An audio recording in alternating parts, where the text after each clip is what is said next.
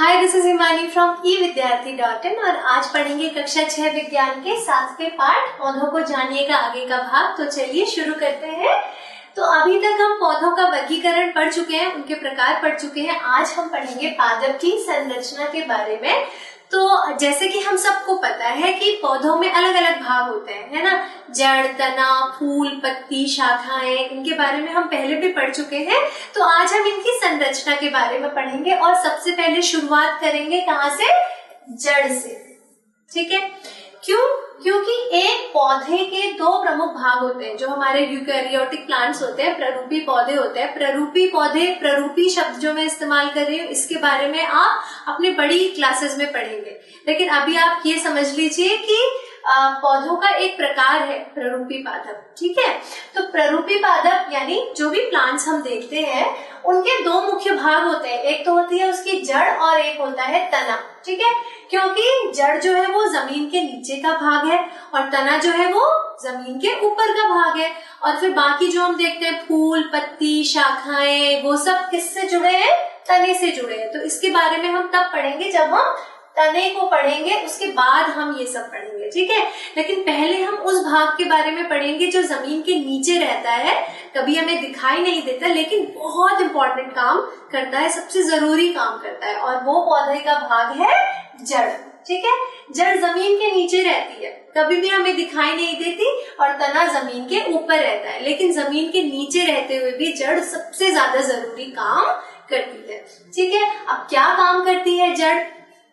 कभी आपने देखा है बहुत तेज बारिश होती है, बहुत तेज हवाएं चलती है, ठीक है, मौसम बहुत खराब होता है, तो कुछ पौधे हम देखते हैं कि गिर जाते हैं, है ना। वो क्यों गिर जाते हैं? क्योंकि उनकी जड़ें कमजोर हो जाती है ना। तो पौधे को मिट्टी के अंदर मजबूती से थामे रखने का काम कौन करती है? जड़ें करती है। ठीक है, आप ऐसे समझ लो कि ये ना घर की बुनियाद की तरह है। जैसे हम मकान बनाते हैं तो कभी भी जो बिल्डर या जो कंस्ट्रक्शन साइट पे लोग होते हैं वो घर बनाने से पहले ना एक मजबूत बुनियाद बनाते हैं। कहते हैं कि बुनियाद जितनी मजबूत होगी घर उतना ही अच्छा बनेगा। ठीक है, क्योंकि अगर बुनियाद कमजोर होगी तो क्या होगा? बारिश होगी, मौसम खराब होगा तो घर भी गिर जाएगा, उसकी नींव कमजोर नहीं होनी चाहिए। ठीक है, तो इसी तरह से पौधे को मजबूती से मिट्टी में थामे रखने के लिए, पौधे को मजबूती प्रदान करने के लिए उसकी जड़ बहुत मजबूत होनी चाहिए, बहुत स्ट्रांग होनी चाहिए, तभी पौधा जो है वो ऊपर की तरफ अच्छा विकास करता है। ये आप ऐसे समझ लो जैसे जो हमारे शिप होते हैं ना, जहाज होते हैं पानी के, उनमें एंकर होता है जो कि हमारे जहाज को मजबूती से थामे रखता है जब हमें जहाज को रोकना होता है। एंकर, या उसको हम लंगर भी कहते हैं। ये खाने वाला लंगर नहीं है, ये शिप में जो पाया जाता है ना लंगर, वो है। जैसे आप कभी जो कोई सेलर्स होते हैं, है ना, उनके अगर आप टोपी चेक करोगे तो उनकी टोपी में भी एक निशान बना रहता है इस तरीके का, ऐसा सा कुछ निशान होता है। मुझे सही से तो बनाना नहीं आ रहा है, लेकिन कुछ इस तरीके से हल्का सा कुछ ऐसा हल्का सा निशान होता है, इसको हम एंकर या लंगर कहते हैं। ठीक है, तो ये जो लंगर क्या करता है? इतने बड़े शिप को थामे रखने का काम करता है।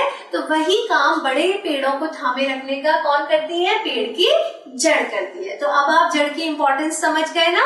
तो चलिए जल्दी से इसके काम देख लेते हैं। जड़ कैसी होती है दिखने में? नेचुरल है कि जड़ दिखने में कैसी होगी? हल्के पीले या मटमैले रंग की। क्यों? क्योंकि मिट्टी के अंदर रहती है, तो इसलिए इसका रंग कैसा होता है? हल्का पीला या मटमैला, मिट्टी के रंग से मिलता जुलता होता है। ठीक है, फिर इसका काम क्या होता है? काम तो मैंने आपको बता दिया। इसका काम है पौधे को मिट्टी में जमाए रखना या पौधे को मजबूती से थामे रखना मिट्टी के नीचे या मिट्टी के अंदर। ठीक है, दूसरे शब्दों में अगर हम कहें तो जड़ एक लंगर की तरह या एंकर की तरह काम करती है।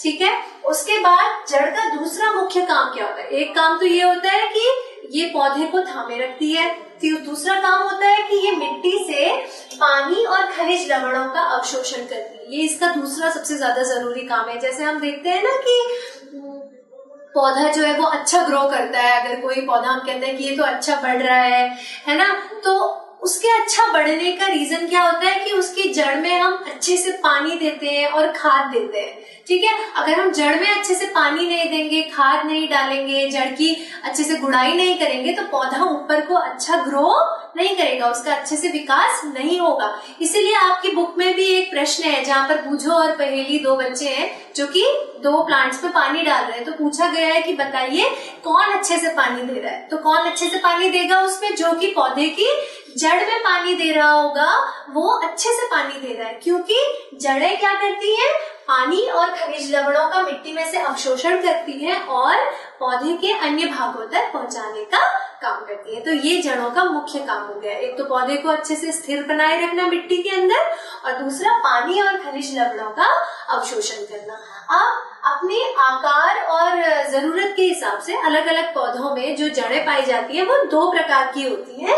सबसे पहली होती है मूसला जड़, इसको हम इंग्लिश में क्या कहते हैं, टैप रूट कहते हैं। ठीक है, अब मूसला जड़ में क्या होता है, इसमें इसकी संरचना कुछ कुछ ऐसी होती है, एक मुख्य जड़ होती है, ठीक है, और इस मुख्य जड़ से ना अलग अलग प्रकार की उपशाखाएं निकलती है। ठीक है, और फिर इनसे भी अलग अलग छोटी छोटी इस तरह से छोटी छोटी संरचनाएं निकली रहती है। तो इस प्रकार की संरचना आपको जिस भी पौधे की जड़ में मिले तो आप उसकी जड़ को कैसी कहेंगे, आप कहेंगे कि वो मूसला जड़ है। और फिर बाकी का पौधा कैसा होता है, जमीन के ऊपर इस तरीके से प्लांट होता है। ठीक है, ये पौधा है हमारा, ये जमीन के ऊपर का भाग है। ठीक है, और ये वाला जो भाग है ये मिट्टी में पूरा धंसा हुआ है, ये जमीन के नीचे का भाग है। तो ये है हमारी मूसला जड़। ठीक है, तो इसमें एक मुख्य शाखा है, ये वाली जो है ये मुख्य शाखा है, और इससे बहुत सारी कई उपशाखाएं निकली रहती है।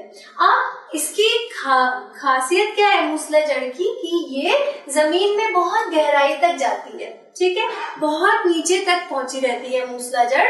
तो पानी वगैरह जो शोषण करना होता है कहीं पर, अगर बहुत नीचे तक पानी है जमीन के, तो ये वहां से भी पानी को अवशोषण करके पौधों के अन्य भागों तक पहुंचाती है। ठीक है, अब उदाहरण क्या क्या होते हैं, मूसला जड़ किन किन पौधों में पाई जाती है, मटर, मूली, गाजर, आम, गेंदा, सरसों वगैरह, ये कुछ ऐसे पौधे हैं जिनकी जड़ें कैसी होती है, मूसला जड़ वाली होती है। ठीक है, यानी इनकी जड़ें मूसला जड़ होती है। देखिए अब ये मूसला जड़ का चित्र है, इस तरह से एक मुख्य जड़ है और इससे बहुत सारी उपशाखाएं निकली हुई है, और इन उपशाखाओं से भी छोटी प्रशाखाएं निकली हुई है। तो ऐसी जड़ जिस भी पौधे में होगी उसे हम क्या कहेंगे, मूसला जड़ वाला पौधा। ठीक है, अब इसके उदाहरण है, देखो ये है हमारा गाजर, इसके अलावा मूली, चुकंदर, इसके अलावा सरसों, आम, जो भी हमने देखा ये सब मूसला जड़ वाले पौधों के उदाहरण है। तो कई पौधे ऐसे होते हैं जिनमें की जड़ों में पौधे अपना भोजन क्या करते हैं, भंडारित करते हैं। ठीक है, तो मूसला जड़ वाले कई पौधे जो है वो ऐसे पौधों के उदाहरण है जिनमें पौधे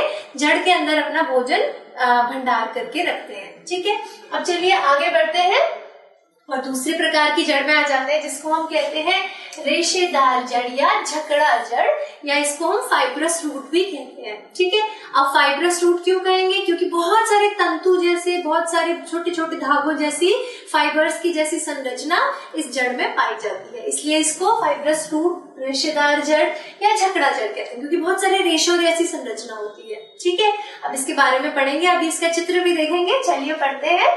इस प्रकार की जड़ में क्या होता है, तने के आधार से कई पतली पतली जड़ें निकलती हैं। ठीक है, अब इसमें क्या होता है कि पौधा तो हमारा ऊपर है, ठीक है, ये हमारा प्लांट है, इसकी ऐसे ऐसे पत्तियां हैं, और जमीन के नीचे इसमें कोई मुख्य जड़ नहीं है, बल्कि तने के आधार से ही ऐसे बहुत सारी इस तरह की शाखाएं, या शाखाएं भी नहीं कह सकते हम, इसे कहेंगे धागे जैसी पतली पतली ऐसी संरचनाएं निकली रहती है। ठीक है, और इसी को हम क्या कहते हैं, फाइब्रस रूट या झकड़ा जड़ या रेशेदार जड़ कहते हैं। ठीक है, अब इस प्रकार की जड़ें जमीन में चारों तरफ फैल जाती हैं। देखिए जमीन में कहीं भी फैल जाती है। मूसला जड़ में तो क्या होता है, एक निश्चित दूरी तक ही ये जा सकती है ना, मुख्य जड़, लेकिन इसमें तो बहुत सारी जड़ें निकली हैं, तो ये ज्यादा दूरी तक फैल जाती है जमीन में और गहरी नहीं होती ज्यादा। ठीक है, ये एरिया ज्यादा कवर करेंगी लेकिन ज्यादा गहराई तक नहीं जाएंगी। और इसका उदाहरण क्या है, धान, गेहूं, मक्का, घास, ज्वार आदि, यानी जितने भी अनाज होते हैं ना, जितने भी हम अनाज खाते हैं, जैसे कि मक्का, ज्वार, धान, गेहूं, उन सब के पौधों में कैसी जड़ पाई जाती है? रेशेदार जड़ या झकड़ा जड़ पाई जाती है। इस प्रकार की जड़ पाई जाती है। अब चलिए एक बार इसका चित्र भी देख लेते हैं। जैसे ये धान का पौधा है, ठीक है। अब देखिए इसकी जड़ देखिए कैसी है, अलग अलग प्रकार के तंतु निकले हुए हैं और जमीन में बहुत दूर तक फैली हुई है, लेकिन ज्यादा गहरी नहीं है, ठीक है। तो टैप रूट यानी कि जो हमारी मूसला जड़ होती है वो ज्यादा गहरी होती है और झकड़ा जड़ जो होती है वो ज्यादा जगह घेरती है, पर वो ज्यादा गहराई तक नहीं जा सकती, ठीक है। तो ये है हमारे धान के पौधे की जड़। ये आपको चित्र में दिखाया गया है कि किस तरीके की झकड़ा जड़ या रेशेदार जड़ होती है, ठीक है। तो अब एक अंतिम चित्र देख लेते हैं जिससे कि हम आराम से मूसला जड़ और झकड़ा जड़ में अंतर समझ सकते हैं। तो आराम से आप इन दोनों की संरचनाओं को देख के बता सकते हैं कि ये वाली मूसला जड़ है, क्योंकि इसमें एक मुख्य जड़ है और इससे फिर कई प्रकार की शाखाएं, उपशाखाएं निकली हुई है। ये जमीन में ज्यादा गहराई तक जा सकती है। और ये वाली जो है वो झकड़ा जड़ है, क्योंकि जड़ें जो है वो ठीक तने के नीचे से निकल जाती है और ज्यादा जगह घेरती है, पर ज्यादा गहराई तक नहीं जा सकती। तो दोस्तों इसी के साथ हमने अपना पहला टॉपिक पादप की संरचना में जो हमारा पहला टॉपिक है यानी जड़, उसको खत्म कर लिया। और अब अगले वीडियो में हम आगे के भाग में पढ़ेंगे तने के बारे में। चलिए फिर अभी हम इस वीडियो को यहीं पर खत्म करते हैं। Take care, bye.